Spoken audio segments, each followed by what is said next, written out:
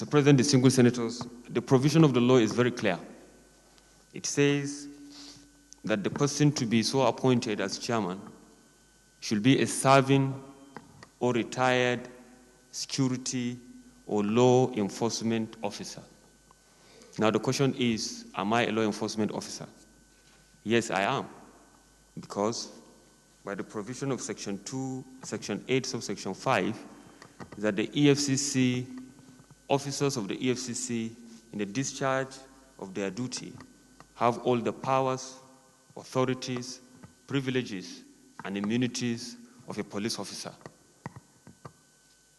We have been trained, as I said during my opening remark, as law enforcement officers. We have been trained in musketry, handling of arms, etc., etc. Have been trained to arrest, to detain, to interrogate, and to also testify in court, which we have done and which I have been doing since I joined the EFCC. So in that regard, I'm eminently qualified. The second issue there is that the officer to be so nominated must have 15 years cognate experience in law enforcement. I've been in the EFCC since 2004. If we do the math, distinguished senators, you can see that I'm well over 15 years as a law enforcement officer. The third issue is that the officer to be appointed should not be below an assistant commissioner of police or its equivalent. Now, I'm not a police officer, but the equivalent of my rank is the equivalent of that of an assistant commissioner of police. So in answer to distinguished senator question on whether I'm qualified, the answer is yes, I'm qualified.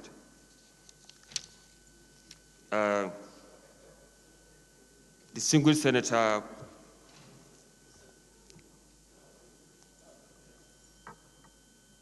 Wamoko asked whether or not I'm going to retain police officers or whether or not I'm going to return all of them. Mr. President, distinguished senators, the issue of secondment or the secondment of personnel in public service from one agency to another is an issue of need. If the need arises, you second. If the need did not arise, you second or you will not second at all to your organization. As I said, we are going to review the process. We are looking at the situation where we will have a very robust and articulated establishment. If the need arises for us to detain some of the police officers, we will retain them. If the need allows us to return them back, we will return them back. After all, we are all serving the same government. We are all Nigerians. And of course, we all desire that we have a better Nigeria.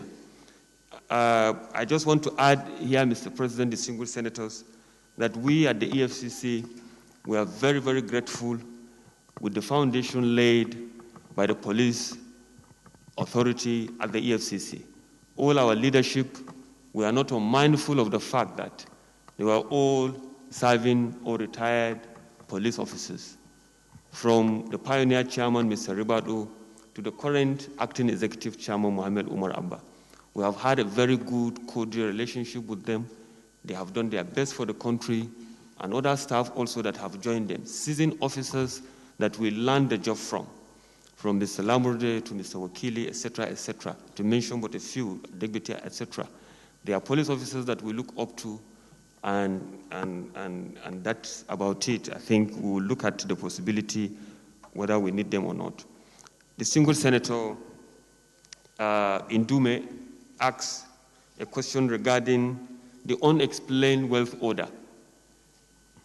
Coincidentally, Mr. President, distinguished Senator, I'm the desk officer of the unexplained wealth order at the EFCC, because during the course of my career, particularly in the last 5 years, I'm not aware of any detective at the EFCC that had worked closely with the National Crime Agency of the United Kingdom. So I'm fully aware about the unexplained wealth order. But there is certain provision at the EFCC, in the EFCC Establishment Act, that more or less, gave us also these powers. And that if I may quote the Act, I have a copy here, distinguished senators. Section 7,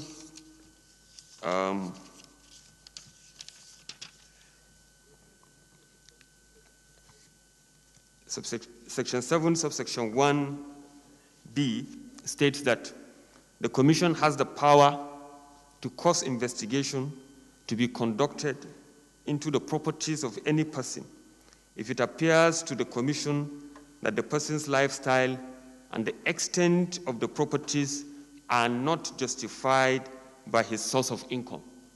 Meaning, without any complaint, without anything, if it comes to our knowledge that you have amassed so much properties that are not justified by your sources of income, the EFCC can ask question.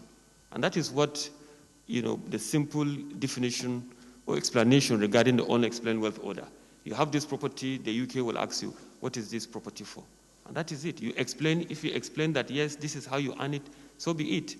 If you did not explain, then they can further their investigation to determine how you acquired it. So I think looking at this provision, we are covered for now until we are seeing how other jurisdictions have fared with this unexplained wealth order. The next question is from distinguished Senator Markel. Thank you very much for your kind words. And you asked regarding the issue of Yahoo convictions versus that of high-profile cases.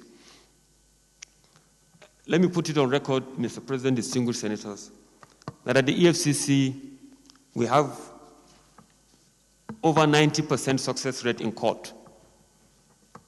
Over 90% success rate in court. For every 100 cases that we charge to court, we secured convictions on 90. As I said during my opening remark, provisions of Cybercrime Prohibition Act, as well as Advanced Fee Fraud and Other Related Offences Act, are part of the acts that we are empowered to enforce. We are enforcing our laws based on the provisions of the law. That is regarding the issue of Yahoo. Yes, there are simple cases that will file 1 or 2 count charges, and normally the suspect or the accused or the defendants are young, Nigerians that they can easily plead guilty. Particularly with the passage of the Administration of Criminal Justice Act 2015, they can easily plead again and continue their life. But the high-profile cases, we are dealing with politically exposed persons, people that have held position of power and authority, people that have access to funds and they can hire, the best lawyers in town. And of course, their reputation and what they stand for, calls to question. So of course, we need to iron it out. We need to have rigorous trial in court, and trials normally takes a very long time in our courts because of hurdles of trial, etc., etc. And particularly because of the issue of fair hearing. We need to be fair to the defendant and everybody. So we present our case as prosecution, and the defense is entitled to open its defense and open its case. But despite that, we have also tried, in respect of high-profile cases that the EFCC have charged to court. We have secured quite a number of convictions in that regard. I intend to improve on that. Of course, we diligently prosecuted our cases. That is why we are securing the convictions that we have. But we will tend to have more working relationship with the courts for them to understand, training and retraining, for them to understand some of these typologies. And let me also use this opportunity, Mr. President, distinguished senators, there is a way we can work on particularly amending, of course, some of our concerns regarding some of the emerging issues on AJA, etc. I believe there will be more better forum to discuss some of these issues on how some of these cases can be accelerated in their determination in our courts.